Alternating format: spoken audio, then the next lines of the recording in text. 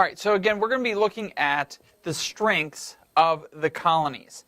And this, we're going to do it again in a T-chart. And when we look at this, it may not necessarily seem like the colonies have a whole lot of strengths going into this, but they definitely have a lot of weaknesses.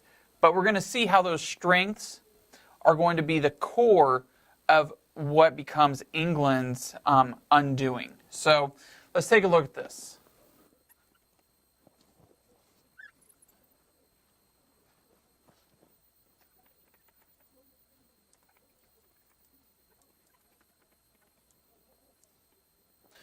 All right, so let's take a look at what's going for the colonies, what's going well. So their strengths. The thing that's going to really bind them together and support them is going to be their patriotism. Their patriotism is not going to go away. They know that England is much stronger, much bigger in their military, but they have a cause worth dying for.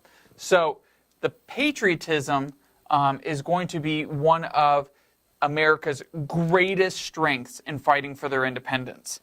Now, as I stated earlier, the colonies, they don't really have much. So they're going to need to rely on a source outside of America to support them. And that is going to be France. France is going to supply the Americans with 90% of their gunpowder. The other thing that the Americans are going to have is great leadership. George Washington, one, he's experienced,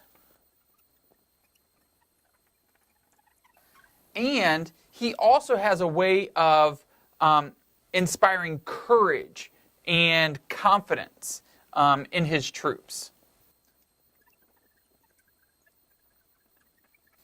Now, that's about it for the Americans as far as strengths go. Now, when we look at weaknesses, weaknesses are definitely going to be by far more, and it may seem like they would have an even more drastic effect on the outcome of the war. So, as far as weaknesses, they're short on men.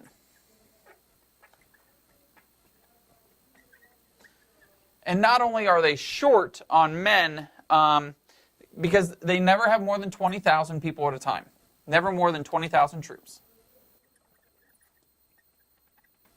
And what's really bad is the troops that they do have are committed for either 6 months to a year. So as soon as these guys get trained to do their job as soldiers, they get to go home. And so the military is always in the process of training somebody. They never have enough experience within the military to be able to take on the British. So they're always short on men, and they're always ill-trained. They have few who are trained really for battle. And by that, I mean, these guys have never actually seen a war. So they've never been able to fight in a war to the degree of, hey, there's the opposing team is, in front of me, and I've got to shoot them.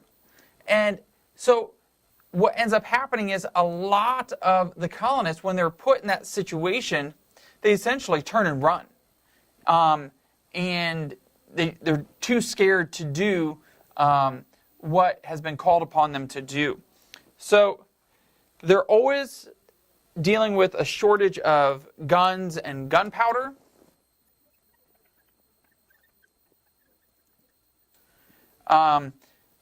They never have enough uniforms. They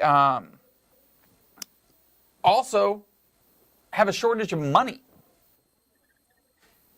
What we have to keep in mind is the fact that we have no actual government at this point that can do anything to raise money for a military. They can't, tax the people to help pay for all of these shortages that they're dealing with.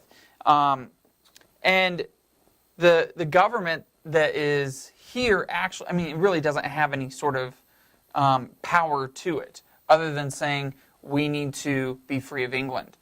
And the Second Continental Congress, they are going to print some money, but the money has no value. It's just like throwing paper to the wind. And the money has no real value. And those that are being paid with the money actually would rather be paid in gold, because gold can hold its value. It actually has a value, and the money is just paper. So those are your American strengths and weaknesses. Now it's time for us to take a look at the British.